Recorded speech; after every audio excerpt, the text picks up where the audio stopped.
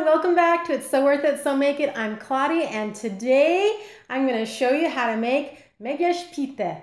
And Meggyes Pite, what the heck is that? Well, that, my friends, is Hungarian sour cherry pie, and oh my gosh, it is delicious. So I couldn't wait to actually make this video and show you how to make this because I hope everybody will try it. It is awesome. Okay, so the first thing we're going to do is make the dough for the base pastry. Now, I've already made a video about how to do that. Please click here and see that video. It takes only 10 minutes tops to make this dough and 30 minutes in the refrigerator. So in 40 to 45 minutes, you're ready to go to make this dessert. Okay, so the first thing that we're going to do is get your ingredients together. So here's what you're going to need to make Meggyes Pite.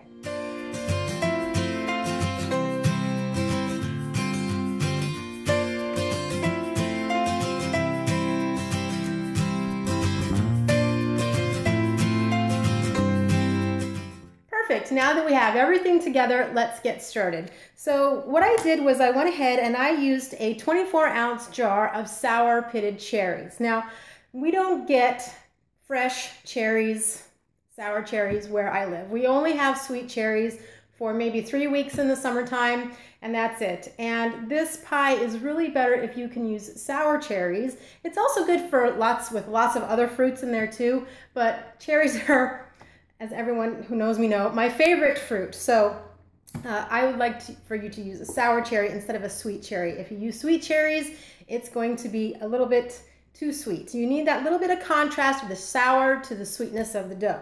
So first thing we're going to do is drain very well that 24-ounce jar of your sour cherries. Now, if you want more filling, use 2 jars. That's not a problem. If you like a lot of fruit, go ahead and do that. This is going to provide you with just enough, I think, filling for your pie, and I think it's just great. But here's the thing about these cherries and this dessert in general. You do not have to use just cherries. You can put cherries in there. You can throw some blackberries in with the cherries. You can throw raspberries, strawberries. You can use all kinds of fruits. You can even make this pie an apple pie, and that is not a problem.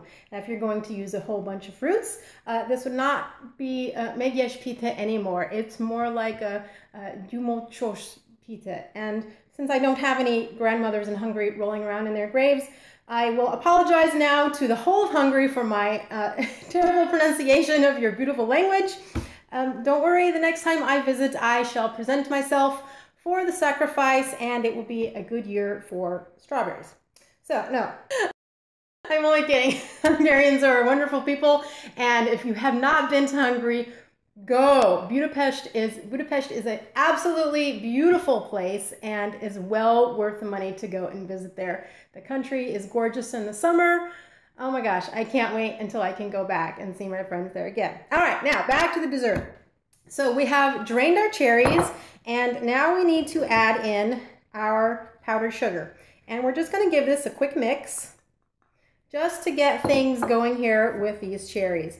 And even though we have drained them off, the addition of the sugar is going to pull some more juice out of this. So this is going to get a little bit runny by the time we're ready to put it into our pastry. So we're just going to mix that a little bit. And now I'm going to set this aside so that we can roll out our dough. Okay, there we go.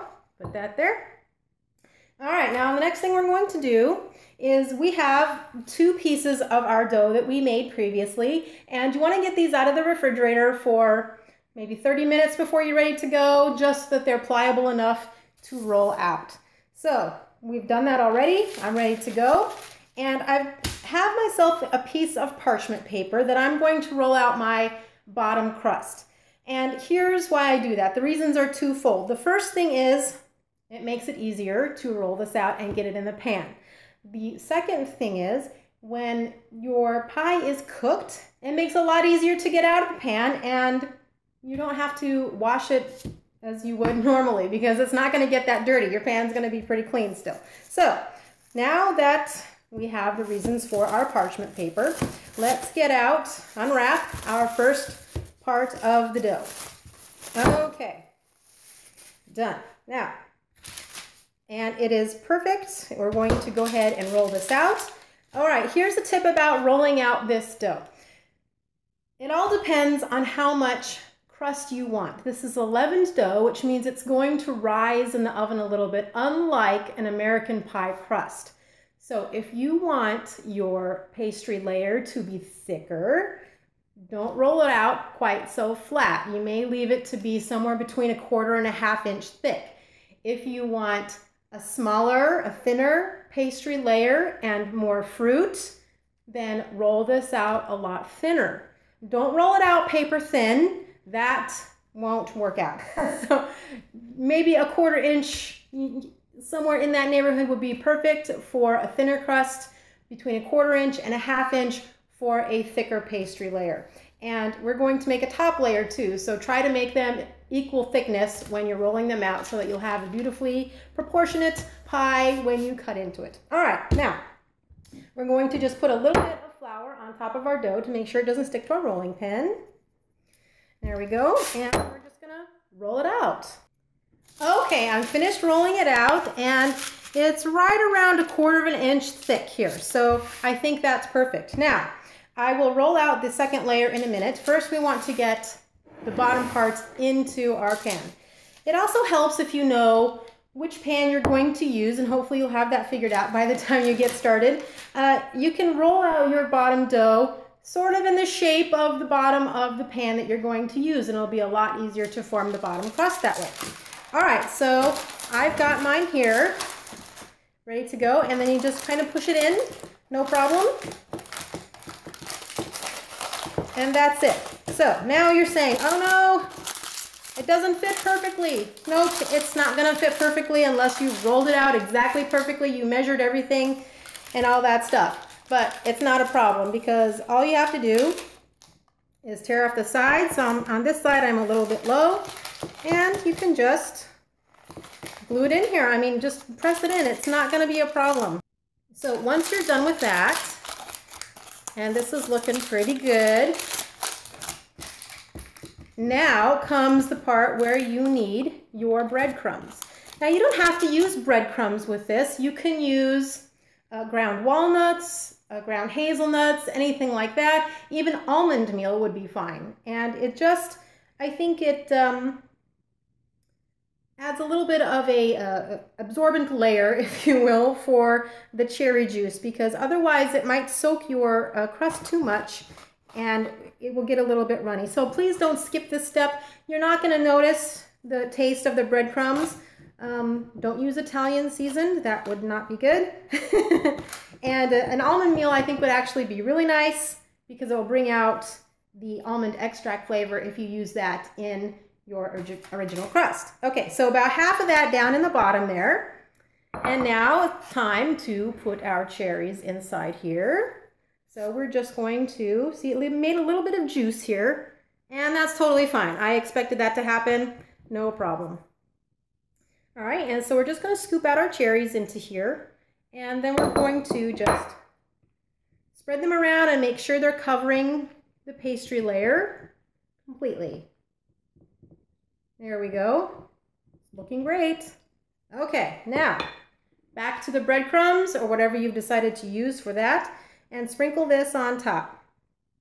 Again, I think it helps to absorb that extra moisture that's created by the addition of the sugars to the cherries. There we go, perfect. It's looking great. Okay, now we're going to set this aside and roll out the top crust.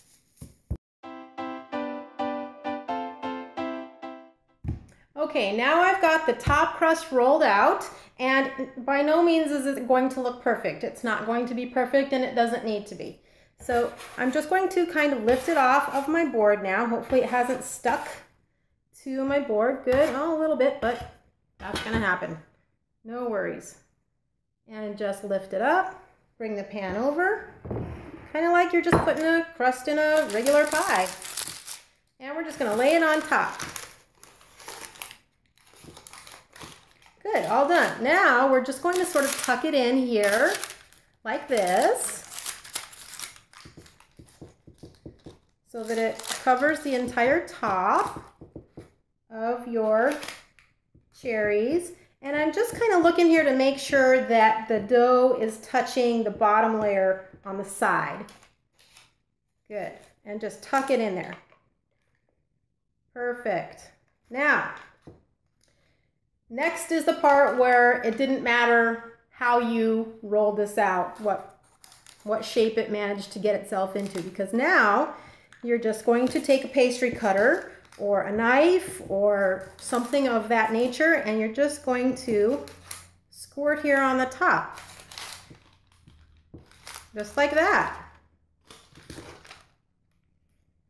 And yes, you're going to have a little bit of extra dough, probably, depending on how thick you made it, but that's okay too, because I have something that you can do with this extra dough, and I will show you that in just a moment.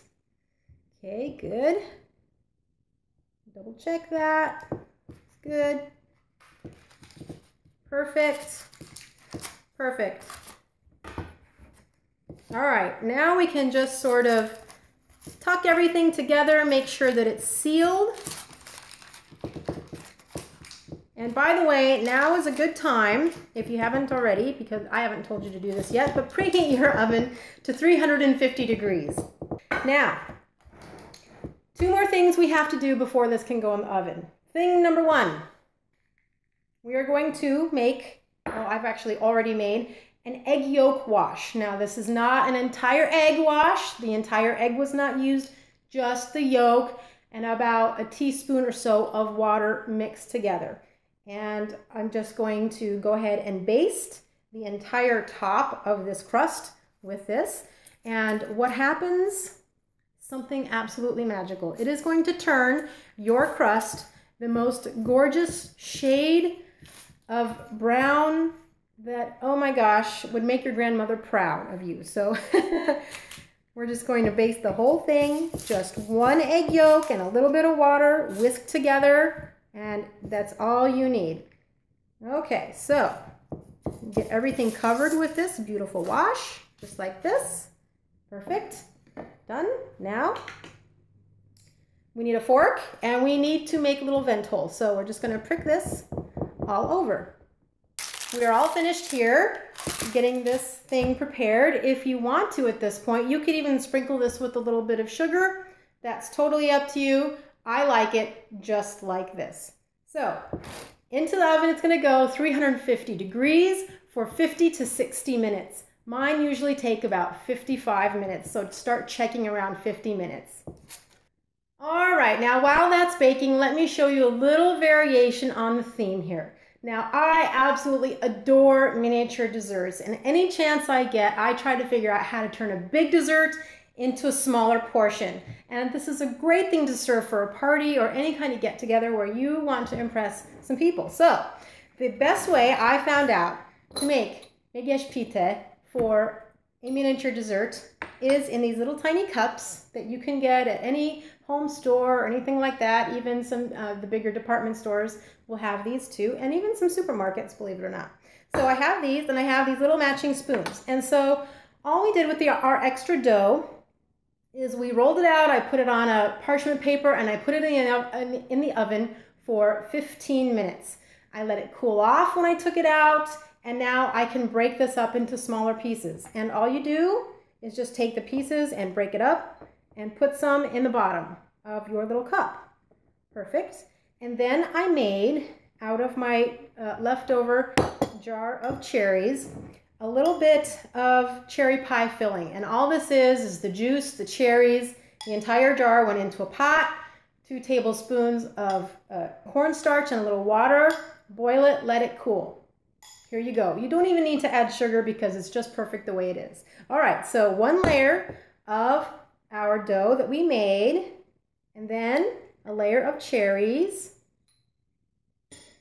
Can't do without whipped cream. This dessert screams for some whipped cream, so give them what they want. A little bit of whipped cream. Perfect.